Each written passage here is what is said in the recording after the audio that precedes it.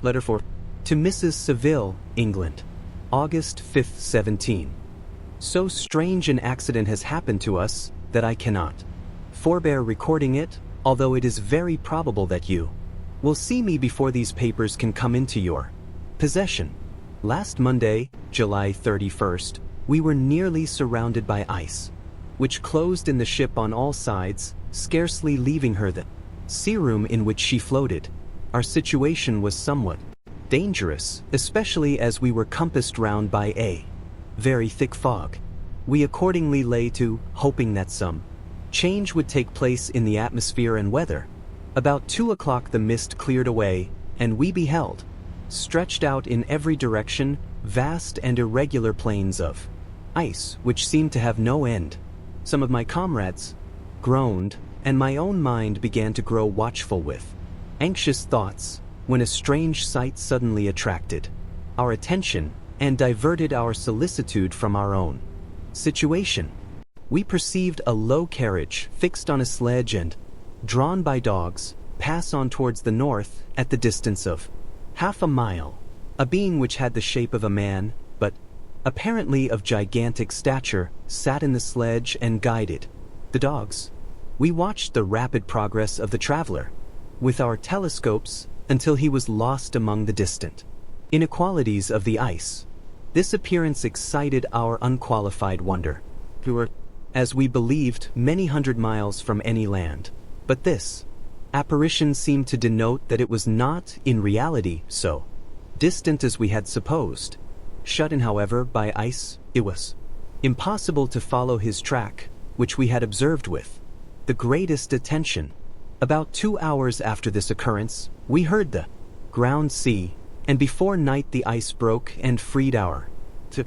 We, however, lay to until the morning, fearing to encounter in the dark those large loose masses which float about after the breaking up of the ice. I profited of this time to rest for a few hours. In the morning, however, as soon as it was light, I went upon deck and found all the sailors busy on one side of the vessel, apparently talking to someone in the sea. It was in fact a sledge like that we had seen before, which had drifted towards us in the night on a large fragment of ice. Only one dog remained alive, but there was a human being within it, whom the sailors were persuading to enter the vessel. He was not, as the other travelers seemed to be, savage inhabitant of some undiscovered island, but European.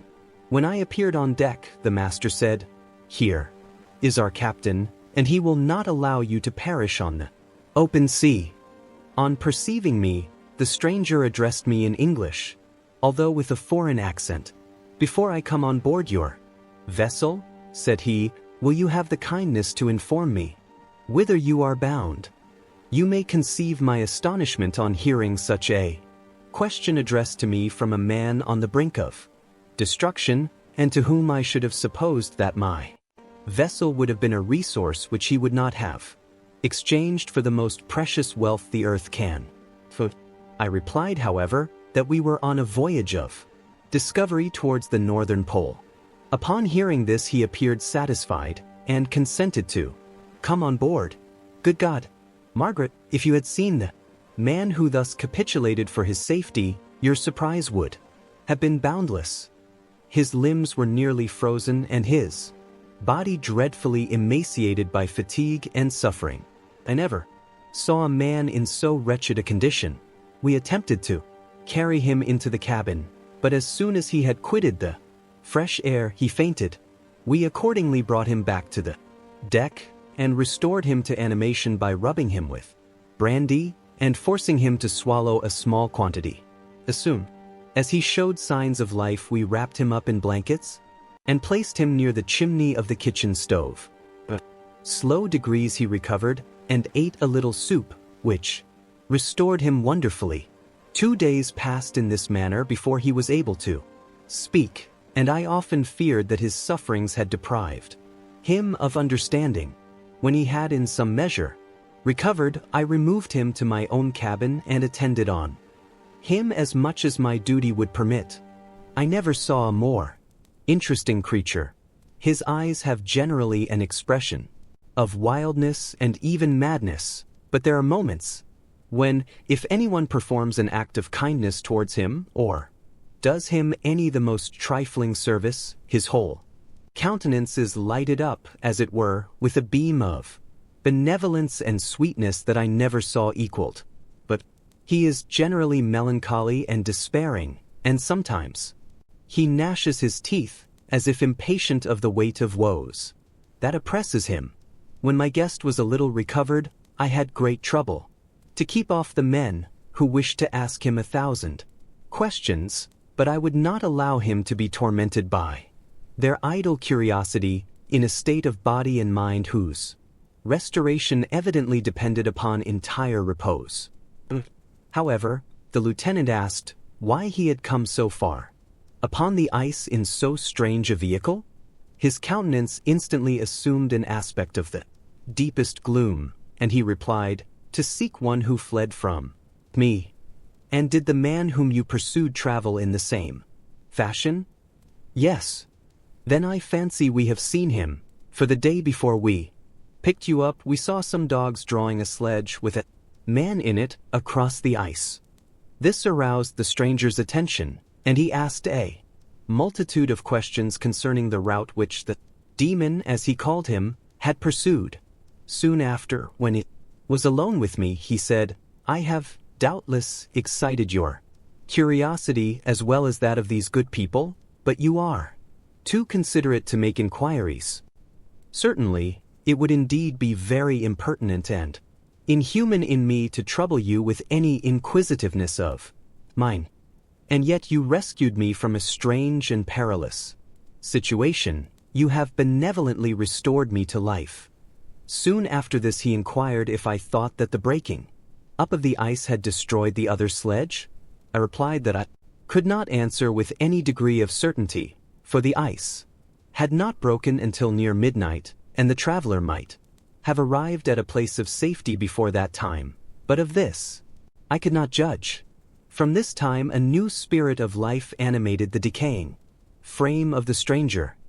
He manifested the greatest eagerness to be upon deck, to watch for the sledge which had before appeared, but I have persuaded him to remain in the cabin, for he is far too weak to sustain the rawness of the atmosphere. I have promised that someone should watch for him, and give him instant notice if any new object should appear in sight. Such is my journal of what relates to this strange occurrence up to the present day. The stranger has gradually improved in health, but is very silent and appears uneasy. When anyone except myself enters his cabin, his manners are so conciliating and gentle that the sailors are all interested in him, although they have had very little communication with him. For my own part, I begin to love him as a brother, and his constant and deep grief fills me with sympathy and compassion. He must have been a noble creature in his better days, being even now in wreck so attractive and amiable. I said in one of my letters, my dear Margaret, that I should find no friend on the wide ocean, yet I have found a man who, before his spirit had been broken by misery, I should have been happy to have possessed as the brother of my heart. I shall continue my journal concerning the stranger at intervals, should I have any fresh incidents to record. August 13th, 17. My affection for my guest increases every day. He excites at once my admiration and my pity to an astonishing degree. How can I see so noble a creature destroyed by misery without feeling the most poignant grief? He is so gentle, so wise, his mind is so cultivated, and when he speaks, although his words are culled with the choicest art, yet they flow with rapidity and unparalleled eloquence. He is now much recovered from his illness and is continually on the deck, apparently watching for the sledge that preceded his own. Yet, although unhappy, he is not so utterly occupied by his own misery, but that he interests himself deeply in the projects of others. He has frequently conversed with me on mine, which I have communicated to him without disguise. He entered attentively into all my arguments in favor of my eventual success, and into every minute detail of the measures I had taken to secure it. I was easily led by the sympathy which he evinced, to use the language of my heart, to give utterance to the burning ardor of my soul, and to say, with all the fervor that warmed me, how gladly I would sacrifice my fortune, existence, my every hope, to the furtherance of my enterprise. One man's life or death were but a small price to pay for the acquirement of the knowledge which I sought, for the dominion I should acquire and transmit over the elemental foes of our race. As I spoke, a dark gloom spread over my listener's countenance. At first I perceived that he tried to suppress his emotion. He placed his hands before his eyes, and my voice quivered and failed me as I beheld tears trickle fast from between his fingers. A groan burst from his heaving breast. I paused. At length he spoke in broken accents. "Unhappy man, do you share my madness? You drank also of the intoxicating draught? Hear me, let me reveal my tale, and you will dash the cup from your lips." Such words, you may imagine, strongly excited my curiosity, but the paroxysm of grief that had seized the stranger overcame his weakened powers, and many hours of repose and tranquil conversation were necessary to restore his composure. Having conquered the violence of his feelings, appeared to despise himself for being the slave of passion, and quelling the dark tyranny of despair, he led me again to converse concerning myself personally. He asked me the history of my earlier years. The tale was quickly told, but it awakened various trains of reflection.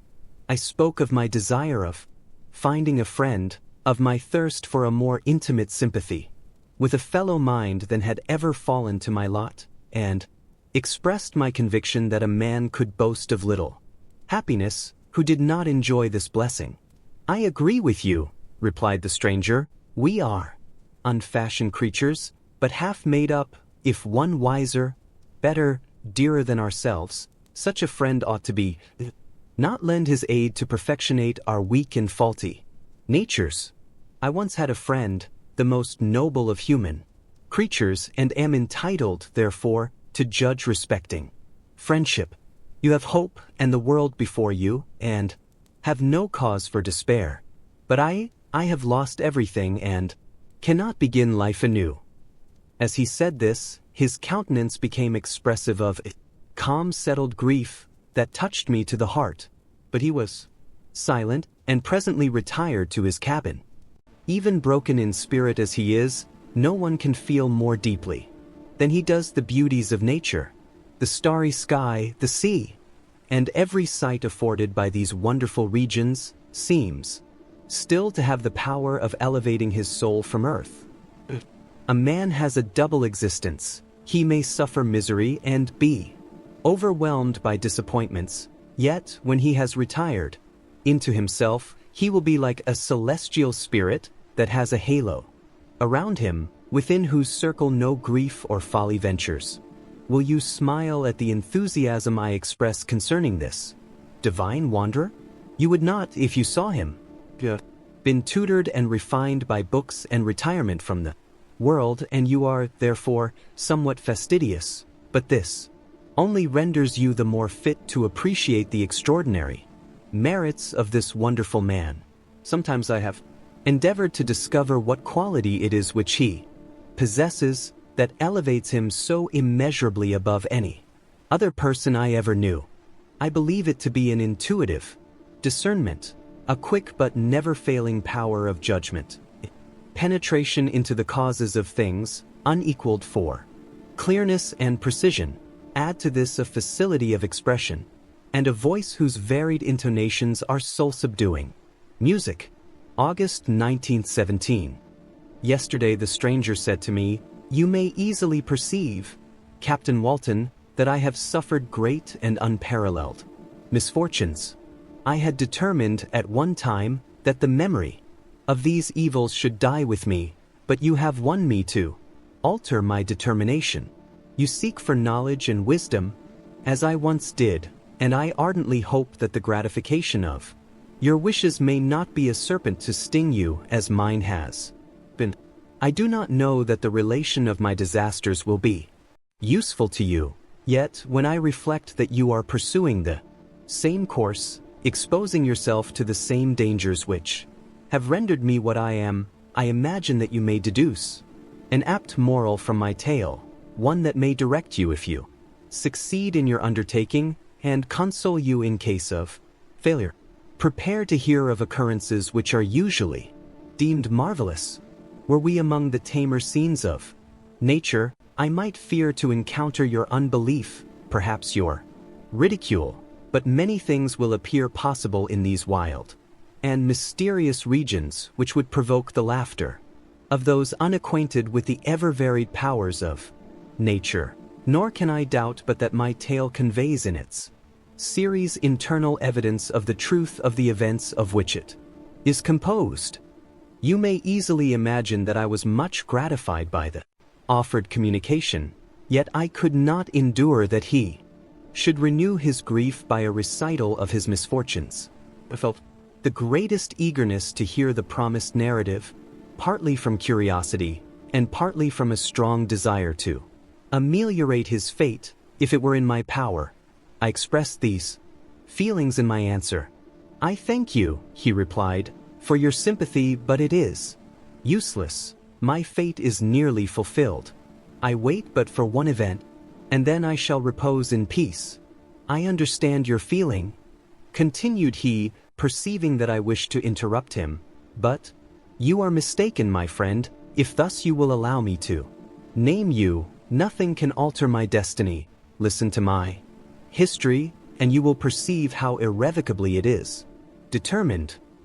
He then told me that he would commence his narrative the next day when I should be at leisure. This promise drew from me the warmest thanks.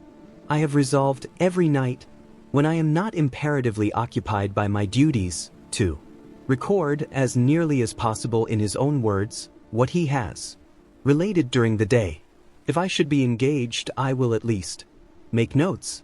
This manuscript will doubtless afford you the greatest pleasure, but to me, who know him and who hear it from his own lips, with what interest and sympathy shall I read it in some future day?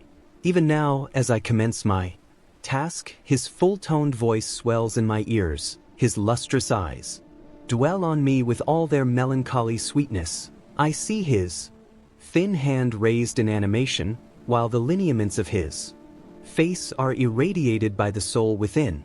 Strange and harrowing must be his story, frightful the storm which embraced the gallant vessel on its course and wrecked it. Thus